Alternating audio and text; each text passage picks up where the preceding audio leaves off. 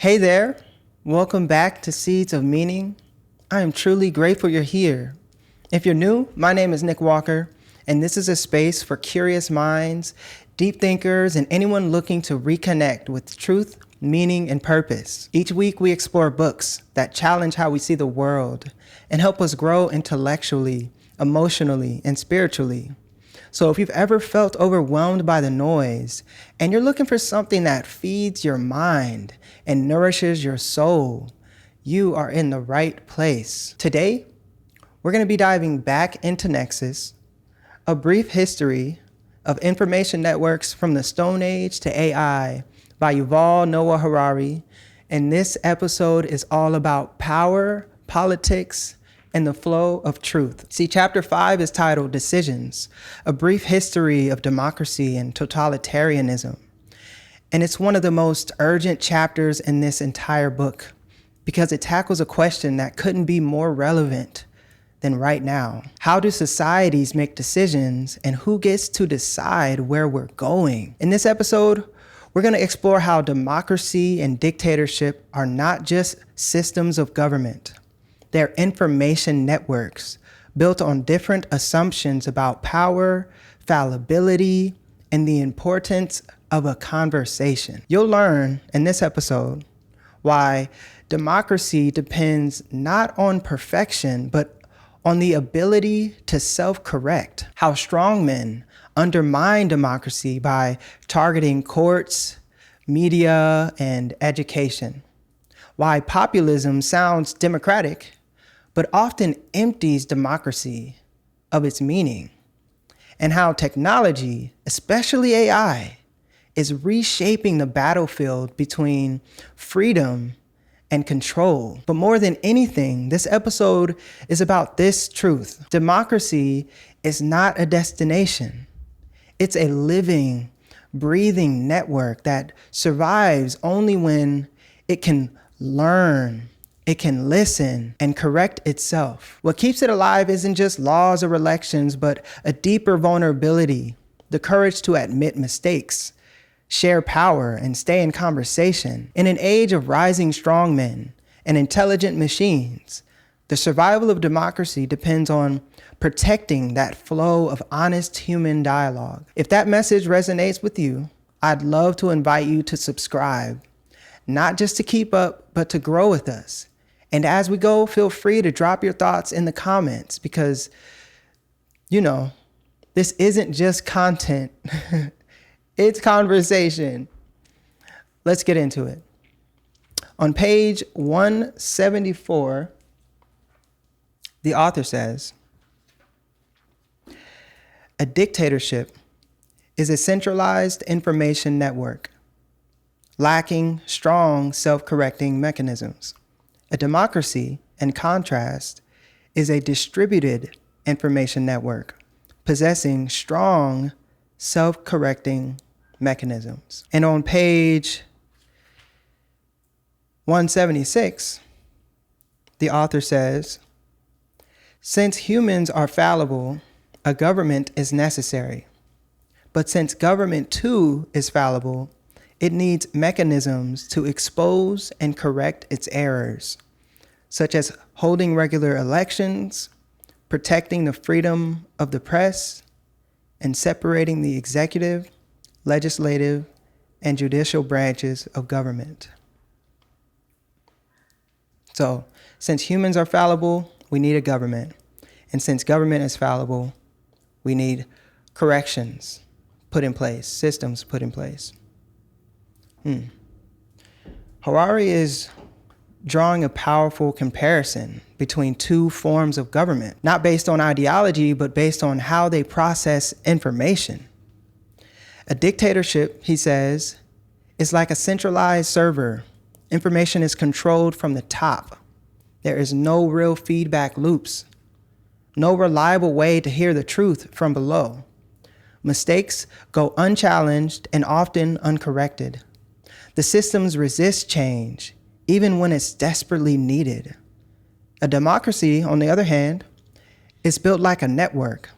Many nodes, many voices, and multiple pathways for truth to surface. It assumes that all humans, including leaders, are imperfect. So it doesn't try to build a perfect government. It tries to build one that can correct itself. That's why it creates systems of accountability, regular elections, a free press, independent courts, checks and balances, all designed to expose blind spots and fix mistakes before they become disasters. But here's the deeper truth Harari is pointing to. Democracy isn't about always getting it right. It's about having the humility to recognize when we've gotten it wrong and the mechanisms to do something about it. And that's where we need to pause and reflect, because today many people are giving up on the idea of democracy. See, they're frustrated, tired of the dysfunction, tired of the gridlock, the noise, the lies, the slow pace of change, and understandably so. But if we're not careful, we forget what a privilege it is to live inside a system that was designed to be challenged and changed from the bottom up. A system that protects your right to criticize it, that allows movements to rise, votes to shift power, journalists to uncover corruption, and citizens to demand better. That privilege is not universal, and it's not permanent. Because the moment we stop believing in the value of a self-correcting system is the moment we become vulnerable to the alternative, a world where mistakes aren't questioned, power isn't challenged, and truth has no path to rise. So the question isn't just, is democracy working? The deeper question is, are we still willing to do the work that democracy requires? To participate, to pay attention, to speak up, and to listen, to protect the very mechanisms that protect us. Because democracy is not something we inherit, it's something we practice. And the moment we take it for granted is the moment we risk losing it. We're living in a time where many people feel that something is breaking, not just in government, but in the way we communicate, the way we trust, the way we make decisions together. It feels like the ground is shifting beneath us, like the old way of resolving disagreement or arriving at truth or choosing a path forward as a society are no longer working. And in that fog of confusion and cynicism, it's easy to believe that the whole idea of democracy is outdated or even pointless. But Harari's insight is a wake-up call. He reminds us democracy isn't just about electing the right people, it's about building the right systems and protecting them. Systems that can say, we got it wrong, that can receive criticism without collapsing, that can absorb discomfort without silencing dissent, that can adjust course before damage becomes irreversible. And the real danger is not that these systems fail once, it's that we get used to them failing, or worse, we stop expecting them to work at all. What happens when a nation stops trusting its press? When the courts begin to echo the party in power, where fair elections are framed not as celebrations of freedom, but as threats to power. The damage doesn't always come with sirens or announcements. It often comes quietly, one norm at a time, one law reinterpreted, one journalist silenced, one voice erased. And suddenly the system still has the shape of democracy, but the soul has shifted. The information network that once allowed truth to travel is now clogged with fear, propaganda, and silence. This isn't just theory, it's the story of dozens of countries over the past century. And if we're not vigilant, it could be ours. That's why this quote isn't just political, it's personal. Because the strength of a democracy doesn't live in its flag or its anthem or even its constitution. It lives in its feedback loops, in your vote, in your voice, in your willingness to stay engaged even when it's frustrating, even when it's flawed, even when it feels like no one is listening. Because when enough people stop believing in the system's ability to self-correct, that system begins to decay. And when that happens, the question is no longer what kind of government do we have? The question becomes, what kind of people are we choosing to be? Now, if we zoom out and look at the patterns we're seeing across the country right now, you'll notice something deeper than party politics.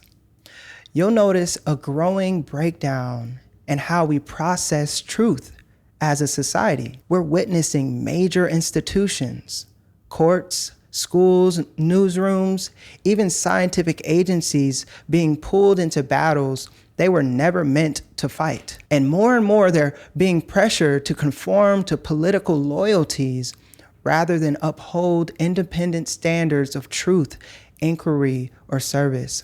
Judges are being attacked for rulings that don't align with the dominant narrative. Law firms are being targeted and scrutinized based on who they choose to represent. Educators are being told what they can and can't teach, not based on pedagogical soundness, but on ideological lines. And when journalists report facts that challenge powerful interests, they're not debated, they're discredited. In all of this, something fundamental is shifting. The purpose of these institutions is no longer being seen as to correct, to question, or to balance. Instead, they're being asked to fall in line. And this is exactly what Harari is warning us about.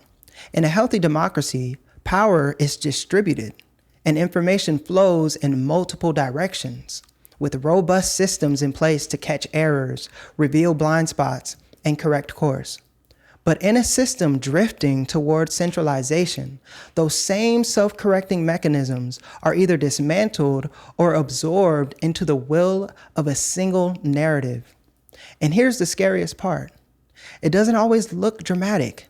It can happen gradually with policy tweaks, budget cuts, executive orders, media campaigns. But each small shift adds up until one day, the network that once kept power accountable is no longer functioning. So when we see pressure mounting against the courts, law firms, and schools, we're not just watching political tension, we're watching the very arteries of self-correction get clogged. And if we're not paying attention, we might not notice the heart attack until it's already underway. Now, let me bring the energy back up. Because here's the thing I don't want us to forget. This story is not over. What makes America exceptional, what has always made it stand out, isn't just its power or wealth. It's that this country was built on an idea that people from every continent, every background, every walk of life could come together and build something not out of sameness, but out of difference. We don't all look alike. We don't pray the same. We don't eat the same foods, tell the same stories, or vote the same way. But the glue that holds us together, even in the mess, even in the struggle, has always been this crazy, fragile, beautiful experiment called democracy. It's not perfect. It never has been. But when it works, when it's allowed to breathe, it gives the world something priceless. Hope. Hope that people can govern themselves. Hope that power can be questioned. Hope that even when we fall short, we can learn and begin again. That's why this moment matters, because the cracks we're seeing right now, they're not the end. They're the call to show up. This is what Seeds of Meaning is all about. Not just unpacking ideas, but reconnecting with the deeper truths that shape our lives and our world. Because what Harari is showing us in this chapter isn't just political theory, it's a mirror. It's asking us, what kind of network are we building? Are we creating spaces in our governments, in our communities, even in our families, where it's safe to tell the truth, where it's possible to admit mistakes, where different voices are not just tolerated, but welcomed. Democracy, at its core, is an act of humility. It says, I might not be right. Let's talk. That kind of vulnerability takes courage. It takes structure, and it takes constant care. We live in a time where it's easy to become cynical, easy to feel like the whole thing is broken. But cynicism is a luxury we can't afford. Not now.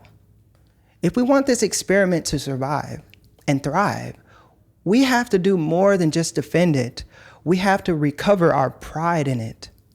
Not blind nationalism, not pretending we've always gotten it right, but the deeper, quieter pride that says, this is worth fighting for. This is worth improving.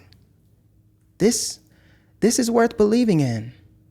Because when democracy is reduced to a spectacle, something that just happens every 4 years, we forget its real power. Democracy is not just something we vote in, it's something we protect. We nurture it. And how we speak, how we listen, how we treat disagreement, and how we hold power accountable. And if we can reclaim that, not just in government institutions, but in ourselves, then maybe this experiment still has a chance. Let me ask you something. Do you still believe in the experiment? Not the idea of politics as usual, not what we're seeing on the news right now, but the deeper experiment that people from different backgrounds with different beliefs can come together and govern themselves, not perfectly, but honestly, through conversation, through correction, through shared responsibility.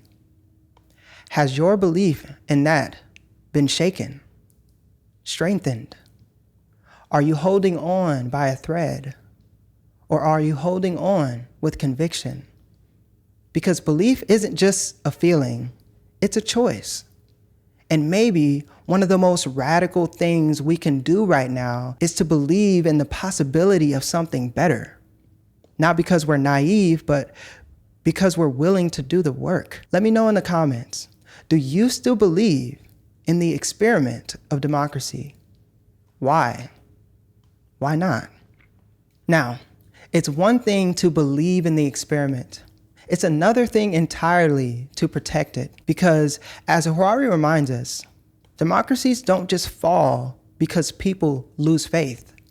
They fall because someone slowly starts pulling out the threads. And it doesn't always happen in dramatic fashion. It often begins with something far more subtle. A single voice claiming to speak for everyone.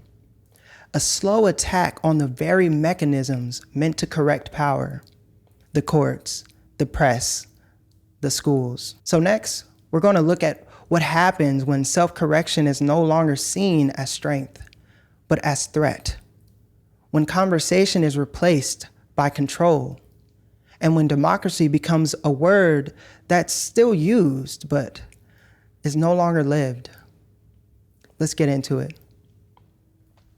On page 179, the author says, the most common method strongmen use to undermine democracy is to attack its self-correcting mechanisms one by one, often beginning with the courts and the media.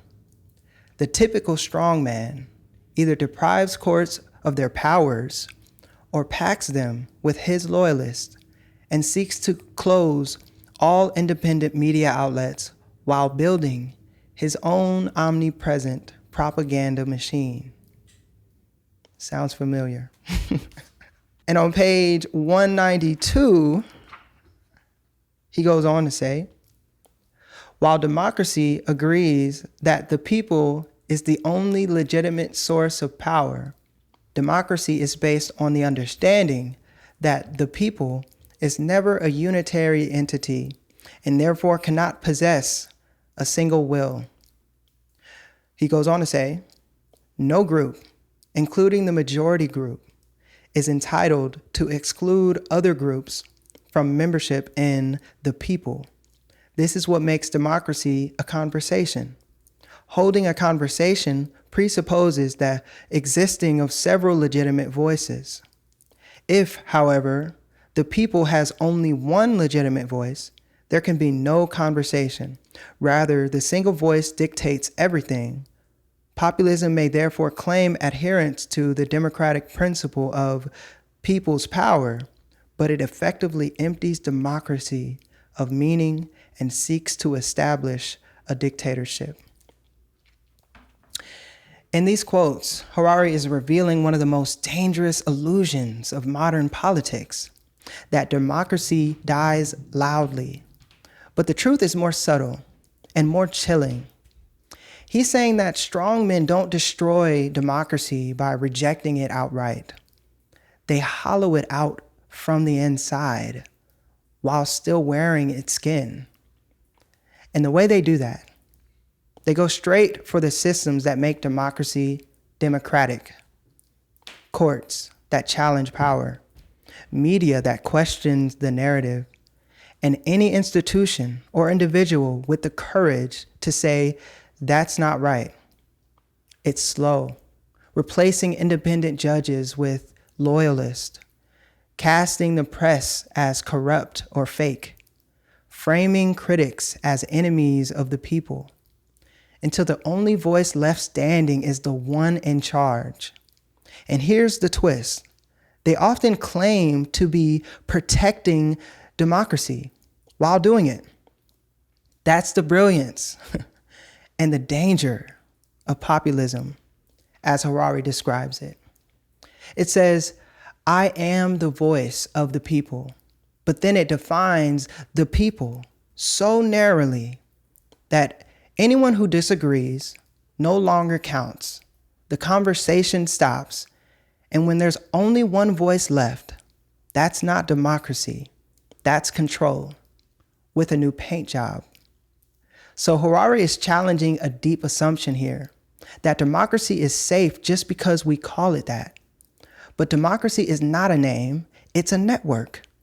And it's only as strong as its capacity to include, to question, and to correct. I mention this because we're watching it happen slowly, subtly, in ways that are easy to dismiss until it's too late. Most of us grew up believing that democracy, once established, is hard to lose, that it takes a coup, a war, a violent overthrow to undo. But the truth is far more delicate and far more dangerous. Democracy doesn't usually die with gunshots. It dies when people stop believing in each other's right to speak, when conversation is replaced by propaganda, when disagreement is treated like disloyalty. And it doesn't just happen out there in history books or distant countries. It can happen here, wherever here is, in places that still hold elections, still salute flags, still recite pledges. The erosion begins at the edges. A law here, a media crackdown here, a narrative that says, only I speak for the people. It chips away at the foundation while leaving the walls standing. That's what makes it so hard to notice, because everything looks familiar until it isn't.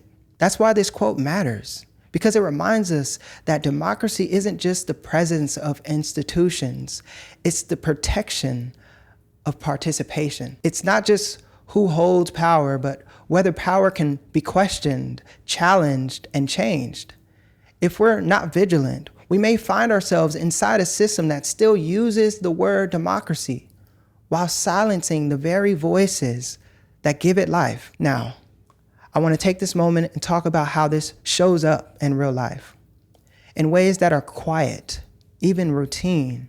But when you put the pieces together, they reveal something much larger. Let's take the legal system. There's a firm called Perkins Coie. Now, most people probably haven't heard of it. It's not flashy. It's not on the front page every day, but it's one of the many institutions that helps uphold the rule of law in this country. And recently, it's come under attack. Not because of any scandal, but because it represented clients and took cases that some people in power found politically inconvenient. Now think about that for a moment. In a healthy democracy, lawyers aren't punished for who they represent. They're part of the system that ensures everyone has a fair shot, that power can be challenged, that the truth can surface. But when we start going after firms just for doing their jobs, when we weaponize legal representation, we're not protecting democracy, we're narrowing it. We're sending a message that only certain kinds of truths are welcome here. And it's not just happening in courtrooms. Let's look at our schools. Take Harvard. Now, I know some people hear Harvard and think elites, ivory towers. But whether you love it or critique it, for generations, institutions like Harvard have stood as symbols of free speech. The idea that young people should learn to think critically, ask tough questions, and wrestle with complex issues. Lately, though, we've seen pressure mount on these spaces too. Faculty being challenged for their research or their values. Students being harassed or silenced for speaking out. The government withholding funding and donors pulling funding, not because of academic merit, but because the institution no longer fits neatly into a political box. Now, this isn't about agreeing with everything Harvard says or does. That's not the point. The point is, in a democracy, our schools need room to breathe.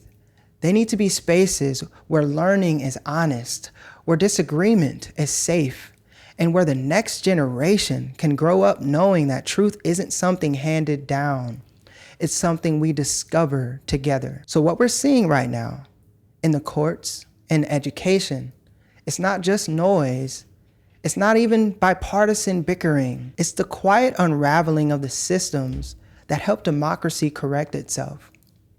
And the danger is, it doesn't always come all at once. It comes little by little. Each institution that gets weakened, with each conversation we're no longer allowed to have. We don't lose democracy in a day, but we lose the habit of democracy. And that might be even harder to recover. But again, here's the thing we can't forget. The very fact that we're noticing these cracks, the very fact that we're having this conversation is a sign of hope. Because democracies aren't defined by the absence of struggle. They're defined by the presence of people who still care enough to speak up. The courts, the classrooms, the free press, these aren't just old institutions, they're living systems built and rebuilt by each generation. And every time we defend them with our vote, with our voices, our values, we strengthen their ability to survive the next test. Even now, in a time of polarization and uncertainty, there are judges ruling with integrity. There are teachers showing up with courage. There are students asking hard questions and citizens refusing to let apathy win. Yes, the pressure is real. Yes, the attacks are growing louder, but so is the resistance. Not in the form of violence or vengeance, but in the form of truth, accountability, and the refusal to give up on the idea that we can govern ourselves together. The antidote to centralization isn't chaos, it's conversation. And the answer to propaganda isn't silence, it's participation. And if we can keep showing up as thinkers, as learners, as neighbors, then the experiment isn't failing, it's evolving. This moment, this slow test of our institutions, this tension between truth and conversation is exactly why I created Seeds of Meaning. Because at some point, we have to go deeper than the noise.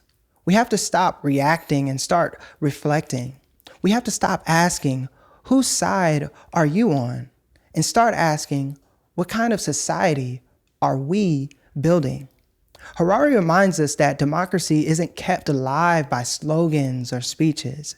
It's kept alive by structure, by the invisible network that allows us to speak freely, challenge authority, and hear from more than just the loudest voice in the room. And when those systems come under attack, not all at once, but piece by piece, our job is not just to point fingers. Our job is to reclaim the conversation. That's what this space is all about. Not content for the sake of content, but a space to nourish critical thought, to question power, to grow our sense of civic responsibility, not out of fear, but out of pride. And that pride, that quiet, grounded belief in the democratic experiment, it's something we have to rebuild. Because the beauty of democracy is not that it always gets it right. It's that it gives us the tools to keep trying. So yes, there's pressure on the courts, on schools, on truth itself. But if we still have the capacity to reflect, to respond, and to recover, then we haven't lost the experiment. We're still in it. And that's worth everything. I want to ask you something that might take a moment to answer.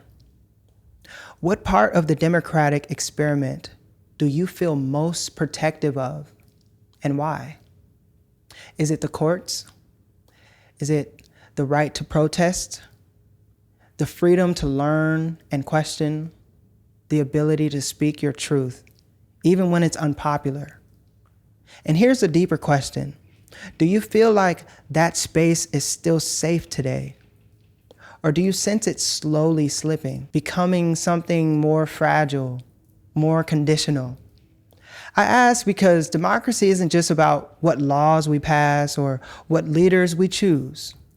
It's about what we're willing to stand up for, even when it's inconvenient, even when it's uncomfortable, even when it costs us something. So drop your reflections in the comments. Let's talk about what we're fighting to protect and how we can do that better together. We've talked about how democracies fall, not with a crash, but with a whisper. Not all at once, but in pieces. But here's a question that doesn't get asked enough. What if democracy and dictatorship aren't opposites at all? What if they're just two ends of a spectrum, with every society, every system shifting slightly one way or the other based on how information flows? Because the truth is, no country, not even ours, is immune from drift. And the line between open and close, between truth and control, between dialogue and dictatorship, it's not a border we cross once. It's a balance we're constantly recalibrating. In this next section, we're going to explore that idea with more detail. What if democracy isn't something we have or don't have, but something we're always becoming? Let's keep going. On page 197, the author says, democracy and dictatorship aren't binary opposites, but rather are on a continuum. To determine whether a network is closer to the democratic or the dictatorial end of the continuum, we need to understand how information flows in the network and what shapes the political conversation. So Harari is inviting us to break free from black and white thinking. We often think about democracy and dictatorship as if they were two entirely separate things, like a switch that is either on or off. But Harari is saying it's not that simple.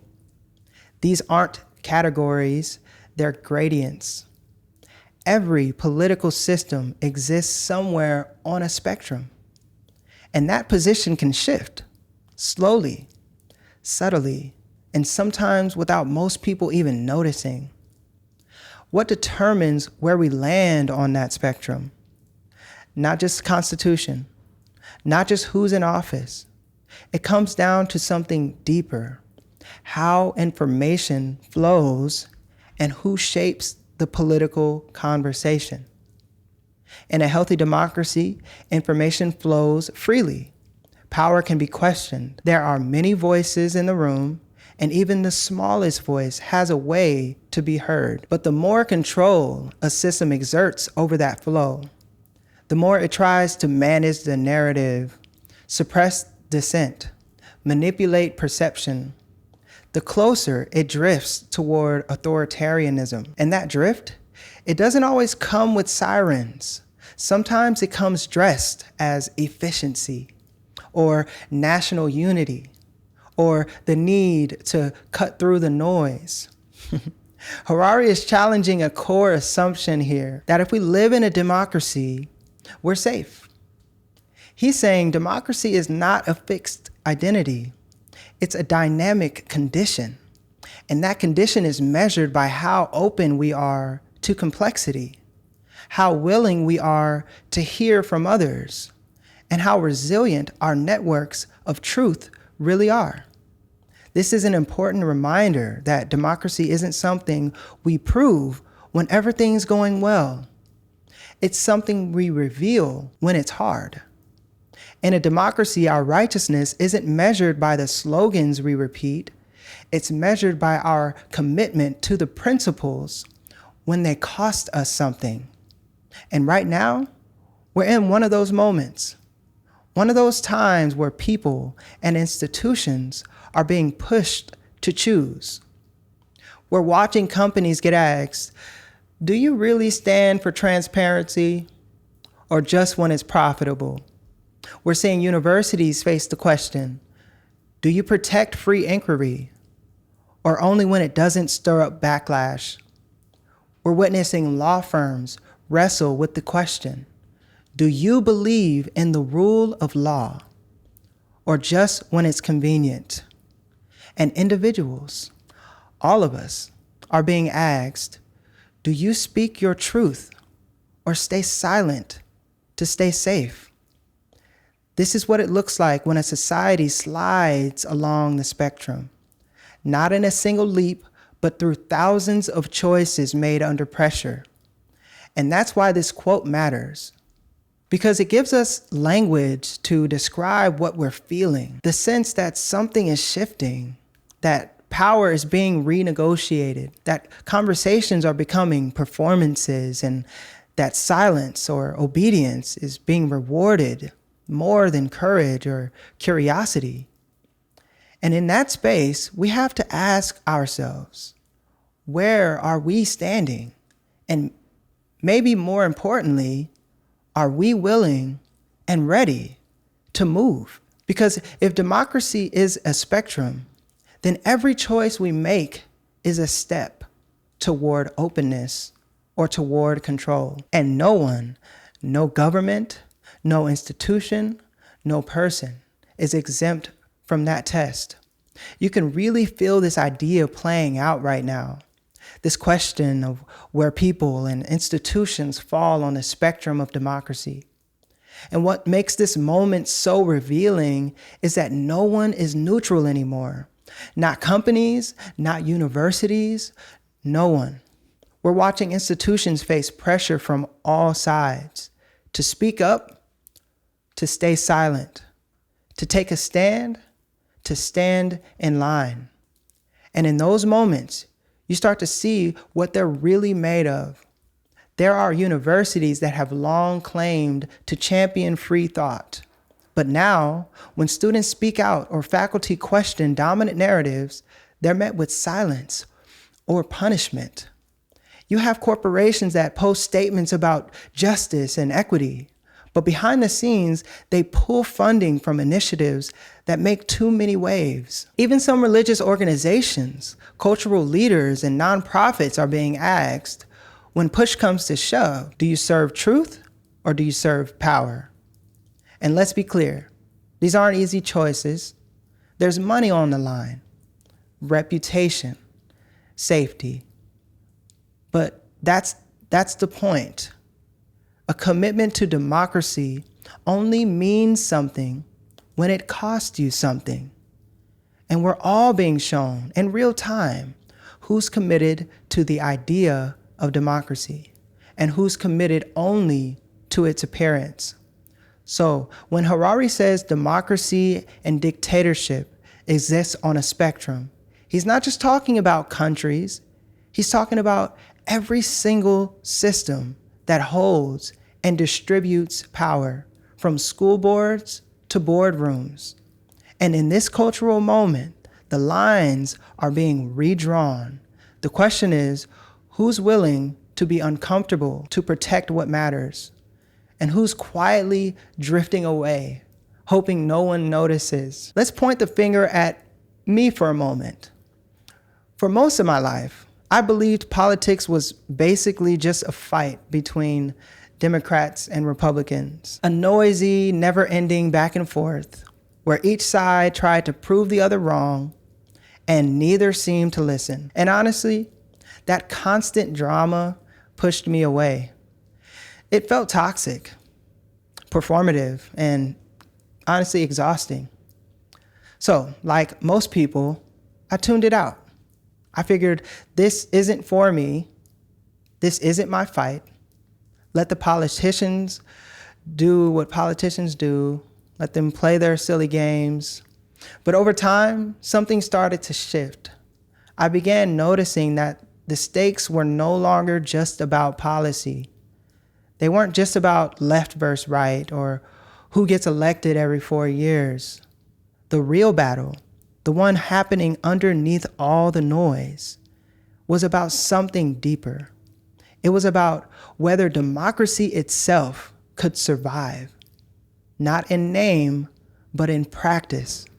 Whether we'd still have a society where disagreement was allowed, where power could be questioned, where no one voice got to speak for everyone. And that realization gave me new eyes.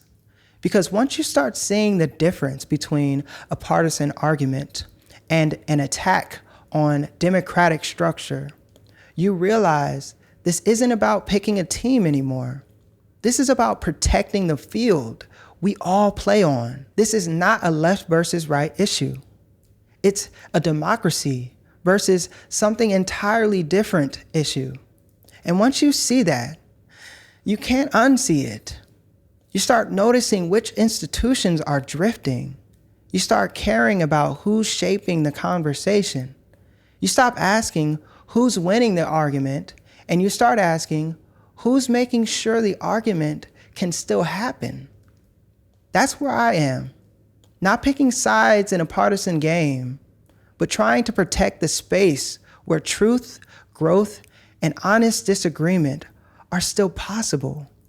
This quote and this moment brings us back to one of the core principles of Seeds of Meaning, to help us see beneath the surface, to move beyond noise, labels, and tribalism, and ask deeper questions about the systems we live in and the conversations we're allowed to have. Harari's reminder that democracy and dictatorship exist on a continuum is a powerful reframing because it tells us something uncomfortable but liberating. Democracy isn't guaranteed, but it's also not gone. It's something we drift toward and away from every day in ways big and small. And right now, we're being called to pay attention, to notice who's shifting and in what direction, to question not just what's being said, but what's being allowed to be said. Because if democracy is about the free flow of information, then our job as thinkers, as citizens, as creators, is to protect that flow, to widen it, to deepen it, to make sure that multiple truths, even uncomfortable ones, still have space to be heard. That's not just civic duty, that's moral courage. So if you've ever felt overwhelmed, disillusioned, or unsure of where you stand, let this be your invitation to see with new eyes, not as a partisan, not as a spectator, but as a participant in a much older, much deeper experiment, one that only works when we all decide to show up. Let me ask you something that goes beyond politics. Have you ever experienced a moment when you saw democracy or the lack of it with new eyes? Maybe it was something you read, something you witnessed, or a quiet realization that the conversation was starting to close, that people weren't listening anymore, they were performing, that power wasn't being questioned, it was being protected. Or maybe, in a moment of courage, you spoke up and realized just how fragile our ability to disagree has become. If that moment ever happened for you, I'd love to hear about it, because sharing those realizations as a community helps us stay awake to what's really happening. Where do you see us right now on the democracy dictatorship spectrum? And more importantly, what direction do you think we're drifting in?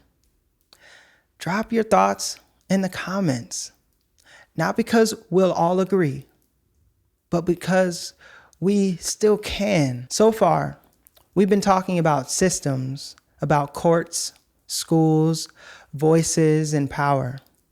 But there's one more layer we have to look at, one that Harari says may redefine democracy in ways we're only beginning to understand. Because if democracy is a conversation, if it depends on who speaks, who listens, and how truth travels, then what happens when that conversation is no longer just between human beings? What happens when algorithms get louder than people? When AI doesn't just assist the conversation, but begins to shape it? In this next section, and for the remainder of this book, we'll explore what happens when non-human agents enter the arena, and why the future of democracy might depend on how we respond right now. Let's finish strong. On page 277, the author says, computers, the internet, smartphones, social media, and AI posed new challenges to democracy, giving a voice not only to more disenfranchised groups, but to any human with an internet connection, and even non-human agents. And on page 278, he goes on to say, the main split in 21st century politics might be not between democracies and totalitarian regimes, but rather between human beings and non-human agents. Harari is shifting the conversation in a dramatic and quite unsettling direction. Up until now, we've been talking about people, about leaders and citizens, courts and media, institutions and ideas. But here, he's introducing a new kind of participant, one that's not human at all. Non-human agents, algorithms, bots, artificial intelligence. He's saying that in the 21st century, the real tension may no longer be between democracies and dictatorships, but between humans and the non-human systems now shaping our decisions, our conversations, and even our beliefs. Think about that. The internet once promised more voices, and in many ways, it delivered it. It gave platforms to people who have been silenced, left out, marginalized, but it also opened the door to something else, a flood of noise, disinformation, voices that aren't even real, but feel real, messages optimized not for truth, but for attention. And behind it all are systems we didn't elect that learn faster than we do and increasingly influence what we see, what we think, and how we vote. Harari's warning is simple, but profound. We're entering a world where conversations no longer belong entirely to humans. And if democracy is a human-centered system, a place where real people bring real values into public life, then what happens when the public is flooded with voices that have no values at all? I'm not trying to scare you, but this isn't science fiction. This is right now. This matters because we are standing at a crossroads we barely understand. For centuries, the struggle for democracy has been about human beings, finding ways to include more people in the conversation, ensuring that no one voice dominates, building systems that allow the truth to emerge through debate, dialogue, and transparency. But today, that struggle is being reshaped, not just by politics or policy, but by technology. We're living in a time where the loudest voices in the room aren't always people. They're bots, they're algorithms, invisible machines, trained not on wisdom, but on engagement.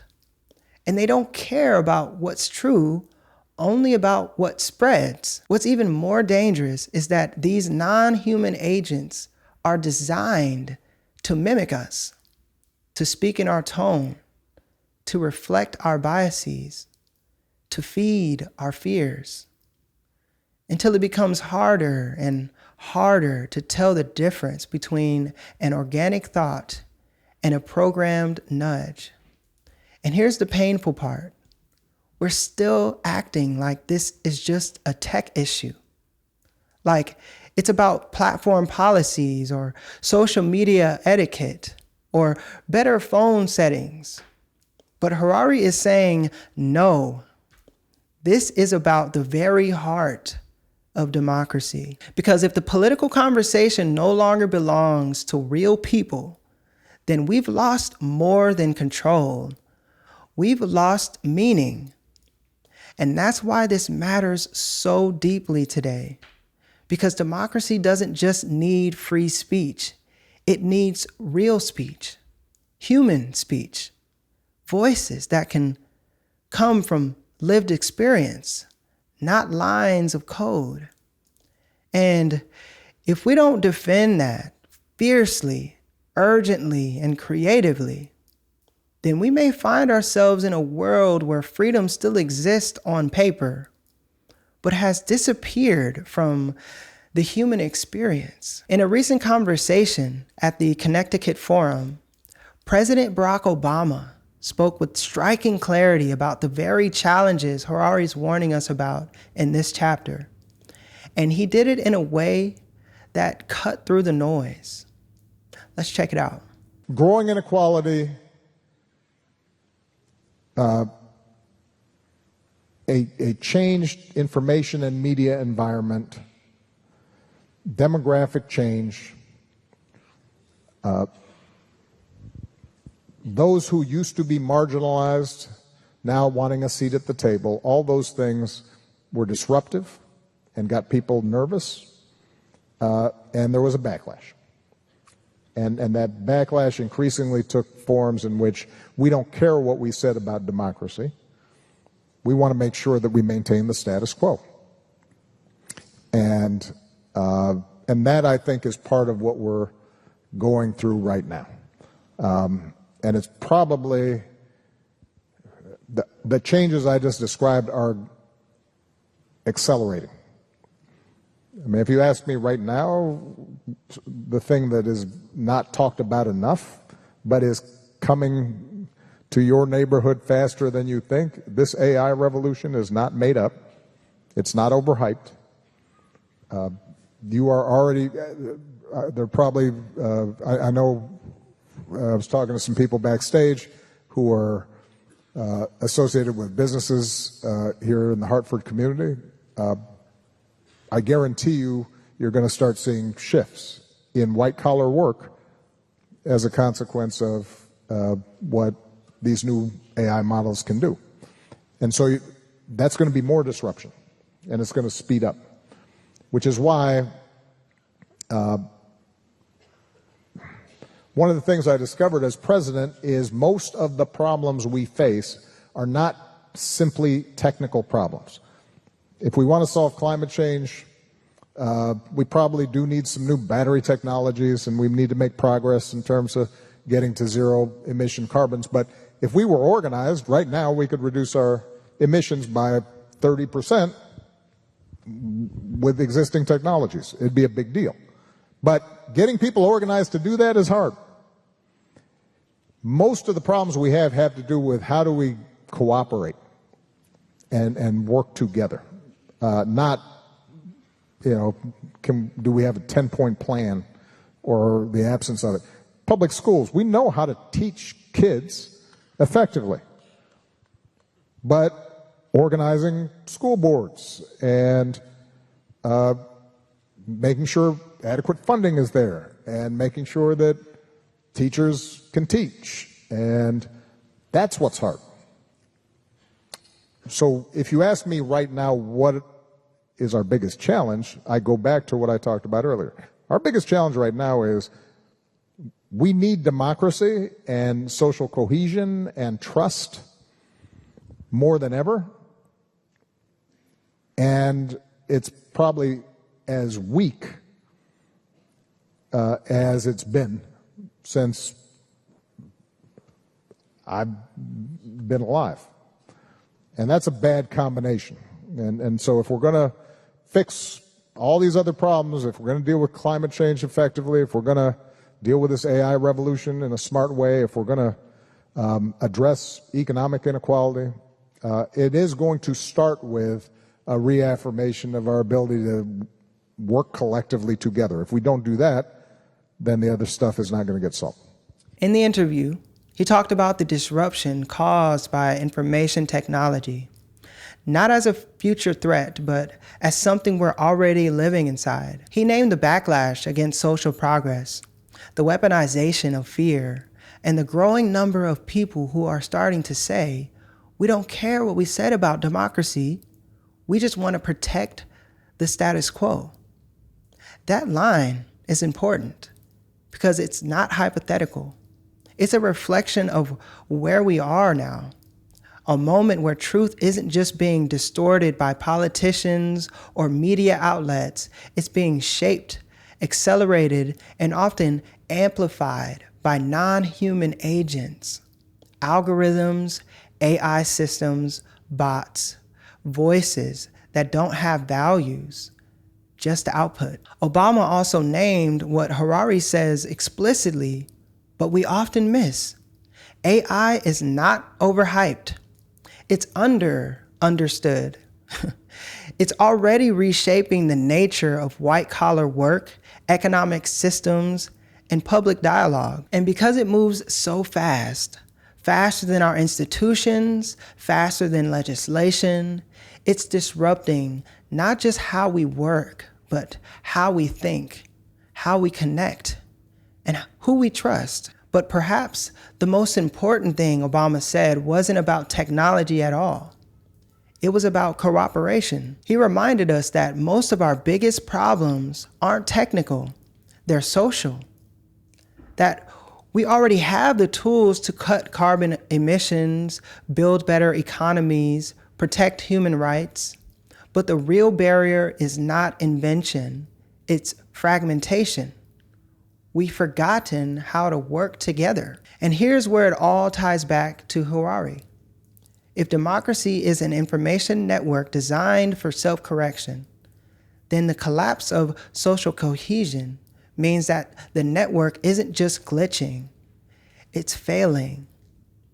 Because when there's no shared reality, when every feed tells a different story, when every voice is suspicious and every platform is optimized for conflict, the space for real democracy disappears.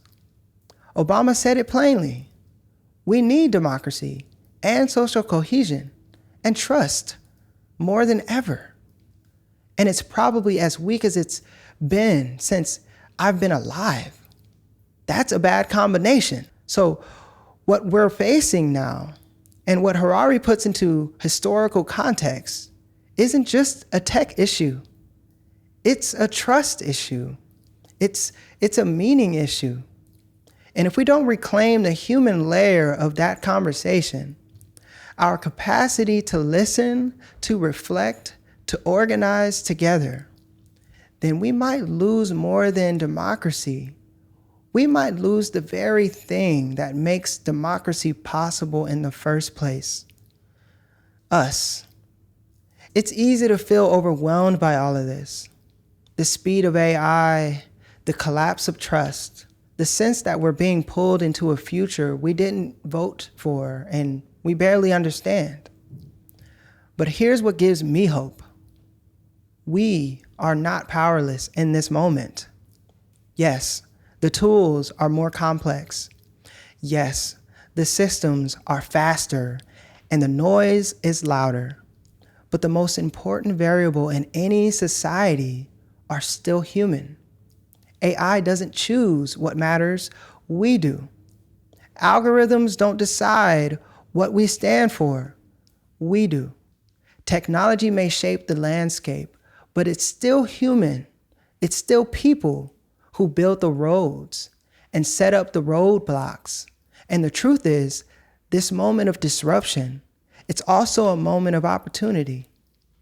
A chance to reclaim the conversation, to slow down and ask, what kind of society do we want these tools to serve? Whose voices do we want amplified and why? What truths are we willing to protect even when it's inconvenient? That's what gives democracy its staying power, not the absence of conflict, but the presence of conscience. And if we hold on to that, if we can remember that democracy is still a human conversation, still a practice of showing up for one another, still a space where meaning can be made together, then we're not falling behind, we're still in the fight. And maybe, just maybe, we're beginning a new chapter, one that's not defined by machines, but by the humans who chose to stay awake, to stay honest, and to stay in the room. This is what Seeds of Meaning is really about. Not just surviving the chaos of the digital age, but choosing what kind of operating system we want to live by. Before we conclude, let's check out another snippet of President Obama's interview. Look, technologies are tools. But they're also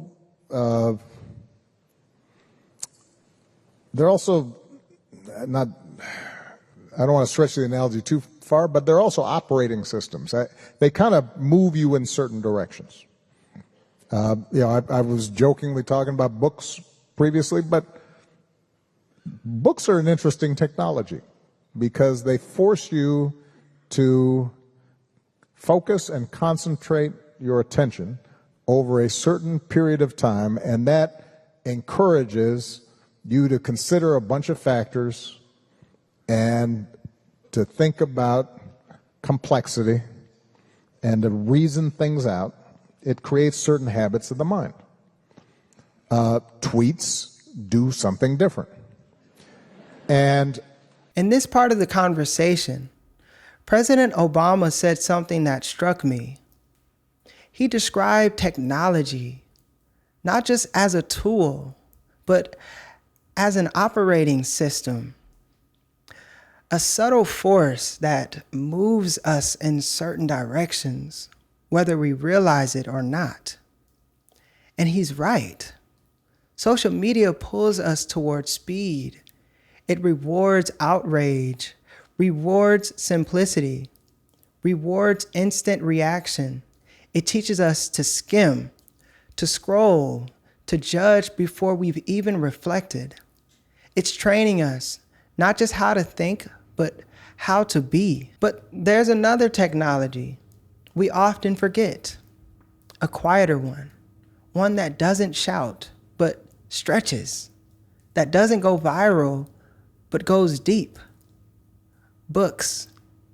Books are, as Obama put it, a kind of mental training ground. They slow us down. They help us reason, hold complexity, sit with contradiction.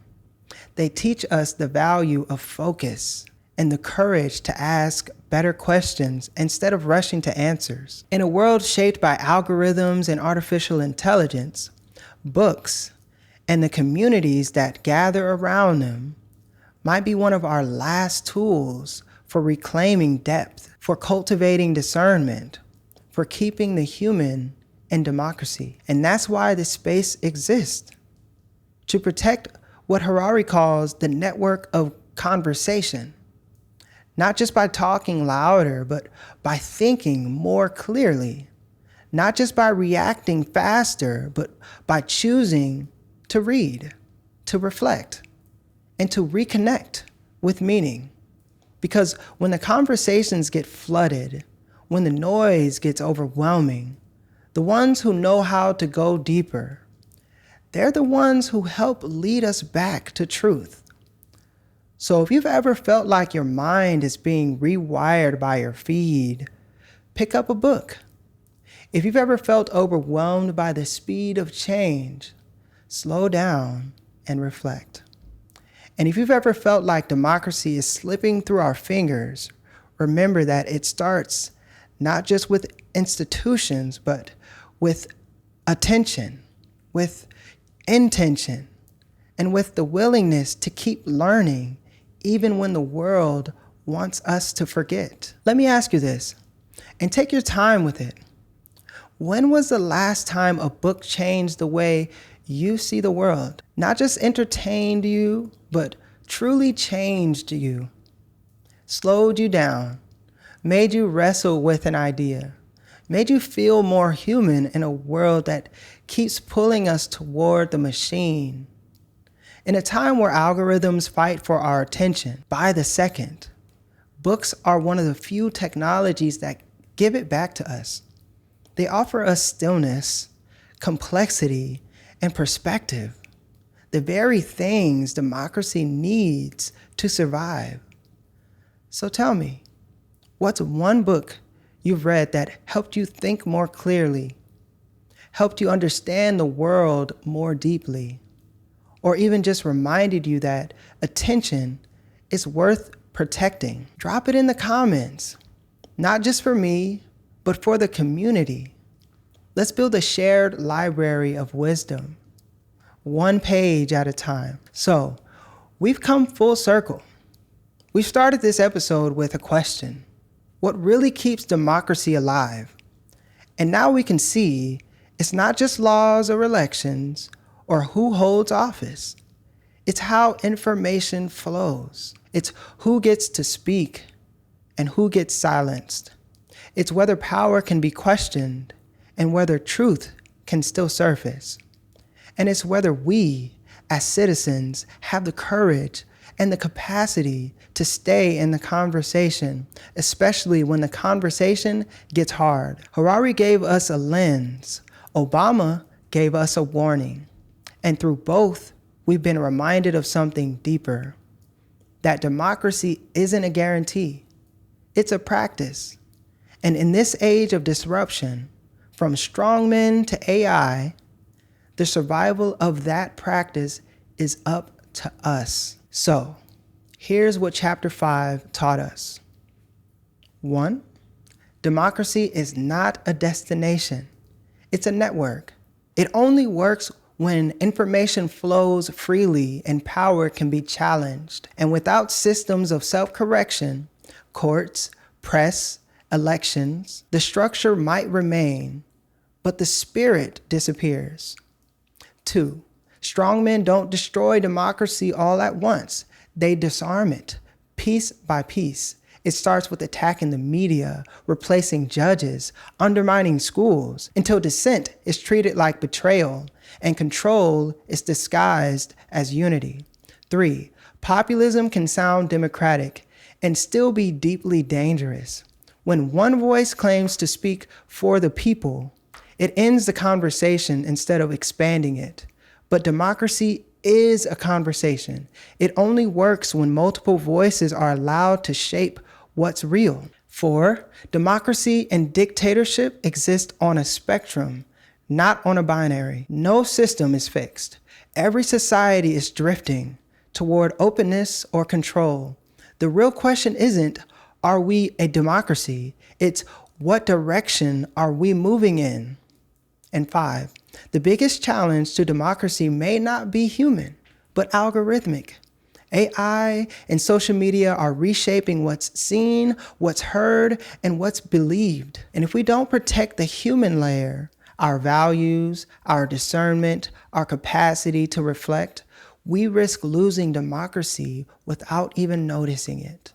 So the invitation isn't just to defend democracy in theory, it's to protect it in action, and how we think, how we speak, and how we choose to stay human, even in a machine-shaped world. And as always, I don't want this to be just a one-way conversation. Drop a comment and let me know, where do you think we are on the democracy-dictatorship spectrum? Or what's one moment that made you see democracy or its absence with new eyes? And if this episode stirred something in you, share it with a friend, with a neighbor, with someone who might need the reminder that democracy isn't something we inherit, it's something we protect together. Because when we build spaces that welcome hard questions, honest voices, and real dialogue, we're not just practicing democracy, we're keeping it alive. Thank you for being here with me and for showing up to think, to reflect, and to stretch beyond the surface. If you haven't already, hit that subscribe button, not just to keep up, but to keep growing. And if you're looking for a space to dive deeper into big ideas, difficult truths, and meaningful conversations, you are always welcome at the Seeds of Meaning Book Club. The link to join is in the description. In the next episode, we'll be diving into Chapter 6, New Members, How Computers Are Different from Printing Presses. We'll explore what makes digital networks, especially AI, fundamentally different from anything humanity has built before, and what it means to live in a world where non-human agents now help shape what we see, believe, and become. It's going to be an important one. Until then, keep questioning, keep growing, and keep planting seeds of meaning.